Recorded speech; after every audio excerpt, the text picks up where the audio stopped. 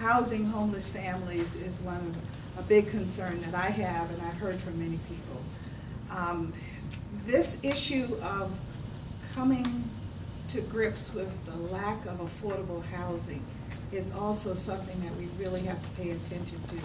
But unfortunately, or fortunately for the coffers of the city government, the money is mandated according to laws passed by the council that it would go into the rainy day fund. I would like to suggest that if I had my brothers, I certainly would take maybe 117 million of it and use it for service needs that are apparent here in the community. I think bringing up the quality of life of those least amongst us would be the way to use that, and then have time to spend the money that is coming again. We're going to have another surplus in a few days, and use that to help backfill the rainy fund as well. Okay, thank you all very much on that. Let's move on to the second question. This time, Right. Anita, you get to go first. All right. According to data from the CFO, DC's overall tax structure, which includes income, sales, property, automobile taxes, is regressive, meaning the lowest income Washingtonians pay the highest effective tax rate, and the more money you make, the less you pay to the city as a percentage of your income.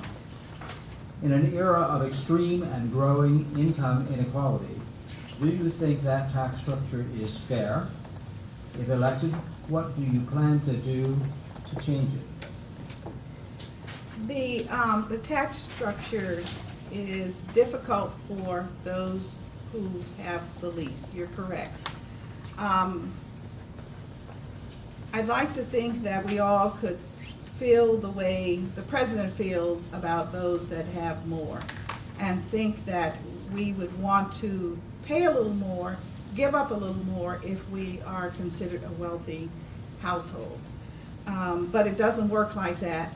The government would have to mandate it, and I would be one of those who would be interested in helping those that have more to give more, and to change the tax structure so that it shows that those that have more are going to contribute a little more to our society. But I'm basically against tax increases as Americans here. Mr. Furman. Right now, there is a commission on reviewing all of our taxes and how they should be structured. And I actually think that that's a great commission. It's got a cross-section of people representing different stakeholders, looking at corporate tax, sales tax, property tax, income tax. And I think that before talking about any specific tax, that I think we should hear what their overarching recommendation is, because you can look at each individual one and talk about it, but it's the context and the context that the data that you show reflects. And I would say, whatever that tax commission comes back with, it should, one of its primary goals should be to restore progressivity. We should have a progressive tax system. We don't now, based on the data that you're showing. As we look at an overarching review, we should restore progressivity, but we should also focus on making this an attractive place for businesses to do business. Thank you. Ms. Mara. We need to encourage growth. I've met tons of people, believe it or not, who have actually left the city. They have moved to Virginia, they have moved to Florida, they have moved to Delaware. It's very easy to live in a place for less than 6 months a year and live in a place. So I would look at more encouraging growth. When people talk about a progressive tax, I would look at how we can reduce the tax burden and spread it out more evenly. Commercial real estate alone is 1/3 of those tax revenues. So what are the ways in which we can encourage growth, not only among, say, real estate, small business? I mean, we need to do a much better job of encouraging small business in the District of Columbia. I mean, historically, this is the way. If you do not have a pathway, if you were not brought up in a two-family, well-educated household, this is a pathway to success. This is a pathway via entrepreneurship to success. And so I think these are the types of things we should be looking at. We should be looking at growth and not necessarily increasing taxes. Thank you. Mr. Ed? Sure. Thank you, Mr. Clark. Is it fair? No, it isn't fair at all. fully regressive. So one of the things I would do on council is to introduce a bill legislating a tax code change. It's just that simple. And that would look like increasing the tax burden on the higher income earners in the city. A sales tax, we know the sales tax and excise tax that burden is carried by the lowest income earners. Every time they buy something, it's more of their income being paid out.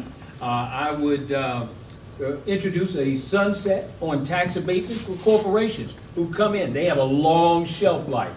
And so one of the things that's important for us to do is we want to motivate you to come into the city, set up business, set up shop, but it's not going to last forever. So if I'm on council, you can best believe that I have the interest of the city at hand, and that means sunsetting on tax abatements. Thank you, Mr. Settles. So number one, I agree that increasing revenue is important. I think we need to have tax rate parity. I don't think we need to overburden our lower income, and I think we can be more creative in creating a bigger revenue.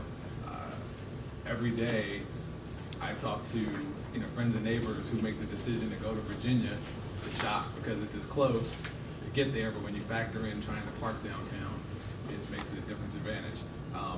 Obviously, there's been a lot of questions about CFO's changing of the assessment on commercial property taxes. And that loss in revenue probably significantly outweighs the taxes that we get from our low-income residents. We have to also encourage more small businesses, because small businesses usually not only bring revenue to a neighborhood, but they hire local residents. And so if we can help address the high unemployment rate in Ward 5, 7, and 8 and get more of those people employed and increase the income tax revenue, we can get to the same point and higher revenues without having to overburden our low income. Thank you, Mrs. Sullivan. Let me state very clearly, I support a progressive income tax structure in our city. There was a study that came out today that confirmed these numbers that are before us, that DC taxes, when you combine sales, income, and property, fall most heavily on moderate income families. Those are families who earn $22,000 to $62,000 a year. I work with DC for Democracy on passing the high income earners tax. And let me tell you that DCFPI did a poll by Hart Research that showed that it's not that DC residents don't want to pay taxes, they just want better services. They want good services for their taxes. That's what I'll support by rigorous oversight on the council. I do support Schedule H, which was introduced in the council, and it is to help low-income property owners and renters pay their taxes. So I support Schedule H very strongly. Thank you, Mr. Zuckerberg. Thank you. I also believe that the tax burden is unfair, and my solution is to help the people at the lowest end of the income scale, but not raise it anymore on the highest end. We have a $411 million surplus, and we're going to have continued surpluses as we have continued growth. Specifically for homeowners, we need to increase the homestead exemption so that residents who have been here a long time have their taxes reduced. And it's not only taxes, but utilities, Pepco, gas and electric, water, even basic telephone are driving low-income and people out of the district and causing them to lose their homes. So we need to have a complete package of cost and assistance for people who need it.